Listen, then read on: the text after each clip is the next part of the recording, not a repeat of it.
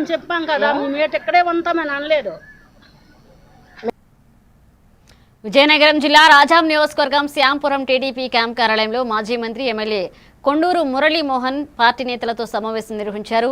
ఈ నెల 27, 28 తేదీల్లో జరిగే డిజిటల్ మహానాడు ఏర్పాట్లపై దిశానిర్దేశం చేశారు. 10 క్లస్టర్ కేంద్రాల్లో ఎల్ఈడీ టీవీలు, స్పీకర్లు, సాంకేతిక సదుపాయాలు ఏర్పాటు చేయాలంటూ సూచించారు. మహిళలకు అధిక ప్రాధాన్యం కల్పిస్తూ మహానాడును పండగలా నిర్వహించాలన్నారు. పార్టీ శ్రేణులంతా అంకిత భావంతో పనిచేయాలన్నారు. అంతకంటే ఘనంగా జరుపుకుంటాం. అలాంటి మహానాన్ని ఇప్పుడు మనం మండల స్థాయిలో జరుపుకోవడం కూడా ఒక ఆనందమే.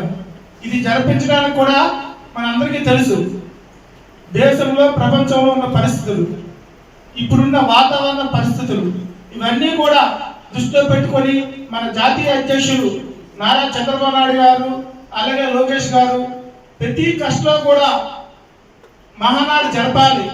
1982 కష్టాలు ఉన్నాయి మన ఆంధ్రప్రదేశ్లో. 1982 కష్టంలో కూడా మహానాడు జరిపి గ్రామాల్లో ఉన్న నాయకులకి దగ్గర అవ్వాలని ఆలోచన చేశారు. కనుక ఆలోచన తగ్గట్టుగా మన ఎమ్మెల్యే గారు కూడా మనకు దిశ మనకి చెప్పారు.